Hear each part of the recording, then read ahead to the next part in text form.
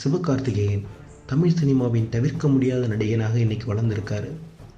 ஆனால் இந்த பாதையை சிவா சூஸ் பண்ணதுக்கு காரணமாக இருந்த சம்பவம் என்ன, அவர் கடந்து வந்த பாதை தான் என்ன, அதை இந்த வீடியோவில் பார்க்க போகிறோம். ஒரு நடிகனுக்கு முக்கியம் எல்லா தரப்பு மக்களுக்கும் அவரை பிடிக்கணும். சிவகார்த்திகேயனுக்கு ஃபேன்ஸ் இல்லாத ஏஜ் குரூப்பே இல்லைன்னு சொல்லிடலாம். குழந்தைங்கள்லேருந்து பெரியவங்க வரைக்கும் எல்லாருக்கும் சிவாவை பிடிக்கும். காரணம், நம்ம பக்கத்து வீட்டு பையன் மாதிரியான தோற்றம், அசால்ட்டான காமெடி, அழகான நடிப்பு, திறமையான டான்ஸ், இதெல்லாம் தான் அவர் இந்த பொசிஷனுக்கு கொண்டு வந்திருக்கு.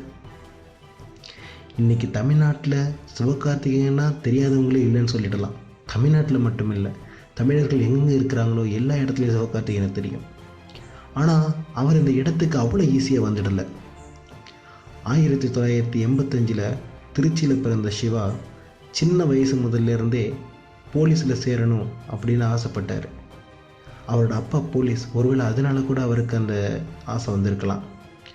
அப்புறம் எப்படி அவர் சினிமாவுக்கு வந்தார் பார்ப்போம். கண்டிப்பாக எல்லோரோட வாழ்க்கையிலையும் ஒரு டேர்னிங் பாயிண்ட்டுங்கிறது இருக்கும்.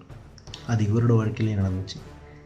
சிவா இன்ஜினியரிங் காலேஜில் படிக்கிறப்பே நிறைய கல்ச்சுரல்ஸ் ப்ரோக்ராம்ஸ், ஸ்டேஜ் ஷோலெல்லாம் கலந்துக்கிட்டு ப்ரைஸ் வாங்கியிருக்காரு.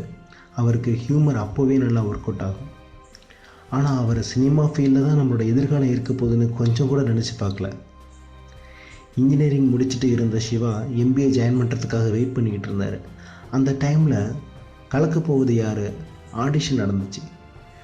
சிவாவோட ஃப்ரெண்ட்ஸ் எல்லாம் சிவாவுக்கு நல்லா ஹியூமர் இருக்குது அப்படிங்கிறதுனால இந்த ஷோவில் போய் கலந்துக்க சொல்லி அவர் கம்பல் பண்ணாங்க. அவருக்கு விருப்பம் இல்லைன்னா கூட தன்னோட ஃப்ரெண்ட்ஸ் கம்பல் பண்ணுறாங்களேன்னு சொல்லிட்டு போய் கலந்துக்கிட்டு டைட்டிலே வின் பண்ணிட்டார். அவரோட சினிமா வாழ்க்கை அங்கே தான் ஸ்டார்ட் ஆச்சு. அதுக்கப்புறம் ஜோடி நம்பர் 1, பாய்ஸ் இஸ் கேர்ள்ஸ்னு நிறைய ஷோவில் கலந்துக்கிட்டார். இப்போ ஒரு அடுத்த கட்டத்துக்கு போக வேண்டிய நிலைமை.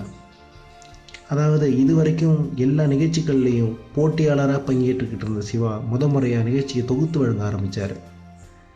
Airtel Super Singer, Jodi number 1 season 5, coffee with Siva, இதெல்லாம் அவர் தொகுத்து வழங்கின சில நிகழ்ச்சிகள். சிவாவோட திறமை கொஞ்சம் கொஞ்சமாக வெளி உலகத்துக்கு வர ஆரம்பிச்சிது.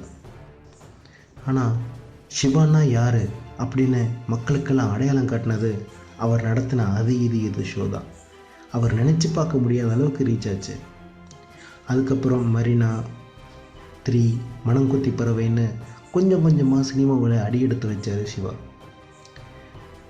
சினிமாவில் சிவாவுக்கு தனி இடத்தை கொடுத்த முதல் படம் கேடி பில்லா கில்லாடி ரங்கா. இந்த படத்தில் சிவா விமல் கூட சேர்ந்து நடிச்சிருப்பார். இந்த படம் நல்ல ஹிட்டு. அதுக்கப்புறம் சிவாவோட மார்க்கெட் ஏற ஆரம்பிச்சிது. வருத்தப்படாத வாலிபர் சங்கம், ரஜினி முருகன், இதெல்லாம் பிரம்மாண்டமான வெற்றி படங்கள். வெறும் காமெடியில் மட்டும் கலக்கிக்கிட்டு இருந்த சிவா நடிப்புக்கு முக்கியத்துவம் கொடுத்து தன்னோட வாழ்க்கையில் அடுத்த கட்டத்துக்கு போக நினச்சார். அதுக்காக அவர் செலக்ட் பண்ண படம் தான் ரெமோ. இந்த படத்தில் இவர் வித்தியாசமாக லேடி கெட்டப்பில் வர்றாரு. இந்த படம் வெற்றி அடைய என்னோட வாழ்த்துக்களை தெரிவிச்சுக்கிறேன். சிவகார்த்திகேயன் தமிழ் சினிமாவில் தொட முடியாத இடத்தை அடைய போகிறாருங்கிறதுல கொஞ்சம் கூட சந்தேகம் இல்லை. கண்டிப்பாக அது நடக்கும். இது போன்ற சுவாரஸ்யமான விஷயங்களுக்கு இந்த சேனலை சப்ஸ்கிரைப் பண்ணுங்கள், ஷேர் பண்ணுங்கள்.